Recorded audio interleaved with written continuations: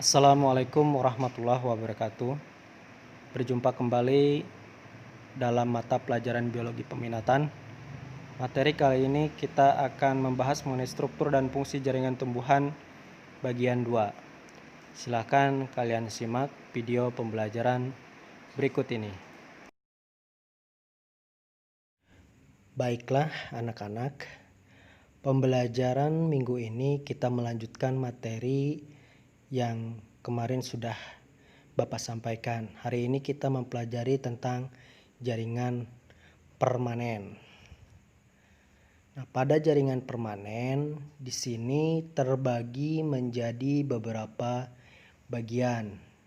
Di antaranya ada jaringan epidermis, kemudian ada jaringan parenkim, kemudian ada jaringan penyokong atau penguat, dan ada jaringan pengangkut. Untuk jaringan epidermis, di sini jaringan tersebut sudah mengalami modifikasi menjadi fungsi-fungsi tertentu yang berfungsi sebagai fungsi tambahan. Sedangkan pada jaringan parenkim ini dibagi menjadi beberapa bagian, di antaranya ada klorenkim, kemudian ada aerenkim, lalu ada parenkim penimbun, kemudian ada parenkim pengangkut. Kemudian ada juga parenkim penutup luka. Sedangkan untuk jaringan penyokong atau penguat dibagi menjadi dua. Di antaranya ada kolenkim dan ada sklerenkim. Lalu untuk jaringan pengangkut ini juga terbagi menjadi dua. Ada flum dan ada silam. Kita bahas yang pertama, ada jaringan epidermis. Ciri-ciri dari jaringan epidermis umumnya terdiri atas satu lapis sel, memiliki sel-sel yang tersusun rapat tanpa ruang antar sel. Bentuk selnya bervariasi. Sel-sel banyak vakuola dan protoplas yang dapat menyimpan berbagai hasil metabolisme. Ketebalan dinding sel epidermis berbeda-beda. Dinding sel epidermis mengandung lignin, kutikula, dan pektin. Nah, letak jaringan epidermis ini melapisi permukaan organ bagian akar, batang, daun pada bunga, buah, dan biji pada tumbuhan. Sedangkan fungsi jaringan epidermis itu sendiri secara umum berfungsi untuk melindungi jaringan yang berada di bawahnya. Fungsi yang lainnya menyesuaikan dengan modifikasi epidermis. Ada beberapa jenis modifikasi pada epidermis. Di antaranya ada stomata atau yang dikenal dengan mulut daun, kemudian ada trikoma, ada emergensia, kemudian ada spina, sel kifas, sel kersik atau silika, filamen, dan litokis. Modifikasi epidermis. Yang pertama ada stomata atau mulut daun. Perhatikan gambar berikut. Ini adalah contoh dari stomata. Letaknya berada di bawah permukaan daun. Fungsi dari stomata yaitu sebagai jalan keluar masuknya oksigen dan karbon dioksida pada proses respirasi atau pernapasan. Juga berfungsi sebagai proses fotosintesis dan juga tempat jalannya penguapan air atau transpirasi.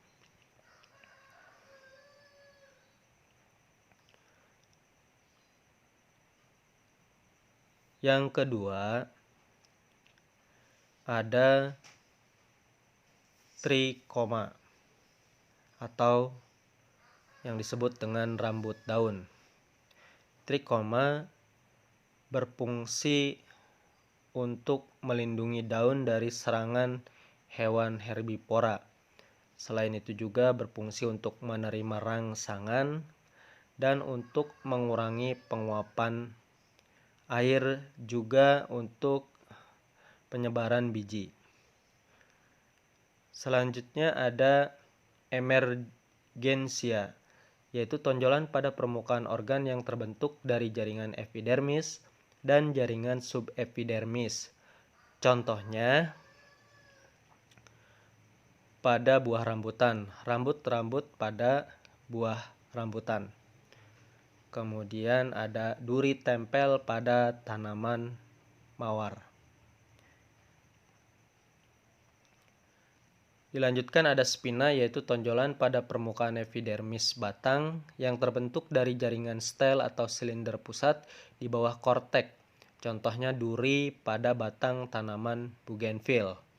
Kemudian ada sel kifas, yaitu alat tambahan pada epidermis daun bagian atas yang tersusun dari sel berdinding tipis, vakuola besar, dan tidak mengandung kloroplas. Berbentuk seperti kipas dan berfungsi untuk menyimpan air dan mengurangi penguapan. Contohnya daun tumbuhan bambu dan rumput teki.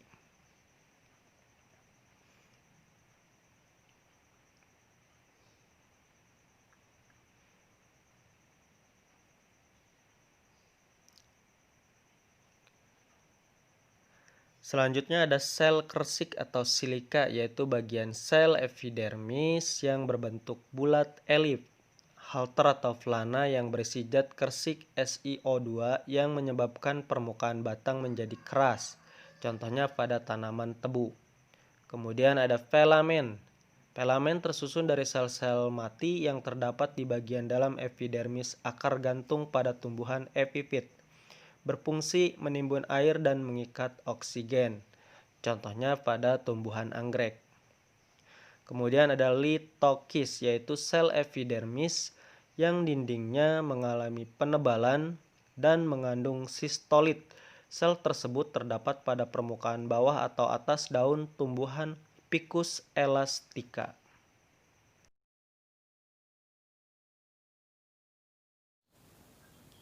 Yang kedua ada jaringan parenkim.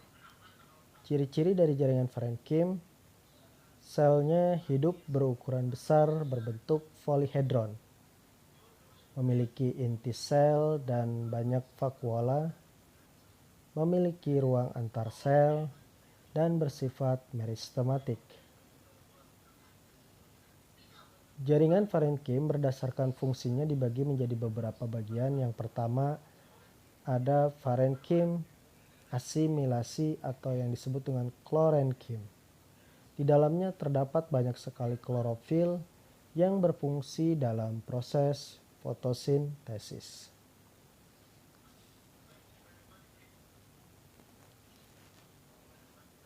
Yang kedua ada parenkim penimbun. Di dalamnya terdapat banyak sekali kandungan cadangan makanan. Karena parenkim penimbun memiliki vakuola yang cukup besar untuk menyimpan cadangan makanan.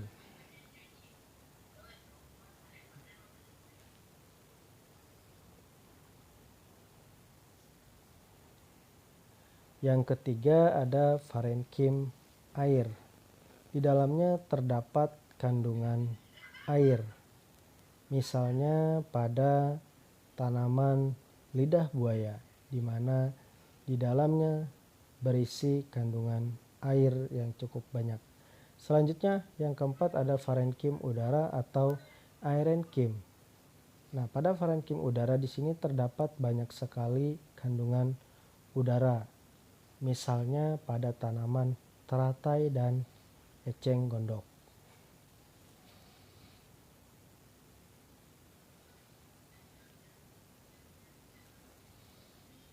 Yang kelima ada parenkim pengangkut. Terbagi menjadi dua, plum di bagian daun dan xilem di bagian akar. Yang keenam ada parenkim penutup luka yang memiliki fungsi untuk regenerasi karena memiliki sel yang meristematik dan mampu memperbanyak diri.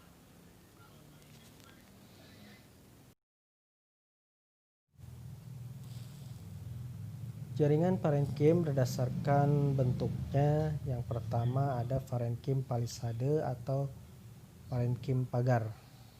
Bentuknya seperti pagar dan terdapat di bagian daun, berfungsi dalam proses fotosintesis. Yang kedua ada parenkim bunga karang atau spon. Ini juga terdapat pada bagian daun yang memiliki fungsi sama untuk proses fotosintesis. Yang ketiga ada parenkim bintang atau actinenkim, terdapat pada tangkai daun kana. Parenkim bintang bentuknya seperti bintang. Kemudian yang keempat ada parenkim lipatan, bentuknya berlipat-lipat, terdapat pada pohon pinus dan padi. Nah, bisa kita lihat pada gambar di bagian atas, di situ ada daun yang terdiri dari bagian atas seperti pagar, ini yang disebut dengan jaringan parenkim palisade. Kemudian di bawahnya ada jaringan parenkim bunga karang atau spon. Nah, kedua-duanya berfungsi dalam proses fotosintesis terutama pada tumbuhan dikotil. Sedangkan pada tumbuhan monokotil bedanya tidak memiliki parenkim palisade, hanya memiliki parenkim bunga karang saja. Selanjutnya di bagian gambar yang paling bawah, samping bawah, di situ ada parenkim bintang terdapat pada tangkai daun kana.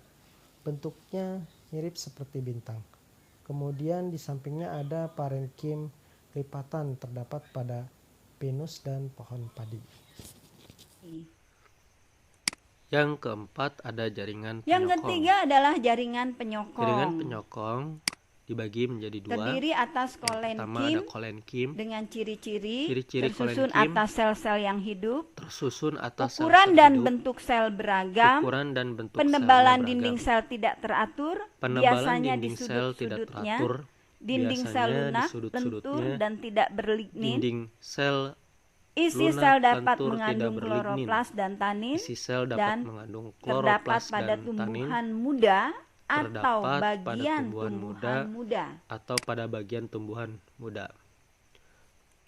Yang kedua adalah ada sklerenkim dengan Ciri-ciri sklerenkim tersusun atas tersusun sel-sel atas mati, sel-sel mati, dinding sel tebal, dinding kenyal selnya atau tebal, keras, kenyal atau mengandung keras, zat lignin, mengandung zat lignin, protoplas, tidak mengandung penebalan protoplas. dinding sel merata, Penebalan dinding sel biasanya merata, terdapat pada tumbuhan tua atau bagian tumbuhan yang sudah tua. Ada dua jenis, Di sini yaitu ada serabut, dua jenis serat-serat, dari jaringan dan sklerenkim, sklereid atau sel yaitu batu. serabut atau serat-serat dan sklereid atau sel batu. Jaringan penyokong bisa Ini kalian adalah gambar lihat pada gambar jaringan ada di sebelah kolenkim dan kiri, itu adalah jaringan sklerenkim. kolenkim, Kalau kalian di lihat mana pada penebalannya hanya jaringan terdapat pada kolenkim sudut-sudutnya ini saja. terdapat pada jaringan Sedangkan tumbuhan yang di muda atau bagian bagian kanan ada tumbuhan yang sklerenkim, muda. penebalannya hampir menyeluruh di semua Penebalannya sudut-sudut, terjadi di sudut-sudutnya saja, sehingga sedangkan yang pada membedakan jaringan antara kolenkim dan sklerenkim ini sklerenkim, penebalan merata, untuk sklerenkim itu lebih sehingga untuk jaringan tebal atau sklerenkim lebih keras. kuat. Yang keempat ada jaringan pengangkut, terdiri dari dua. Yang pertama silem. Fungsi dari silem mengangkut air dan unsur-unsur hara dari akar ke seluruh tubuh tumbuhan. Cirinya tersusun atas sel-sel mati, berdinding tebal dan mengandung zat lignin. Komponen utamanya trakeid, trakea serat silem, dan parenkim silem. Yang kedua ada plum. Plum fungsinya mengangkut hasil fotosintesis dari daun ke seluruh tubuh tumbuhan. Ciri utamanya tersusun atas sel-sel yang hidup dan mati. Komponen utamanya unsur tapis, kemudian sel pengiring, serat plum, dan parenkim plum. Demikianlah anak-anak pembahasan materi untuk pertemuan hari ini tentang jaringan permanen pada tumbuhan. Terima kasih. Assalamualaikum warahmatullahi wabarakatuh.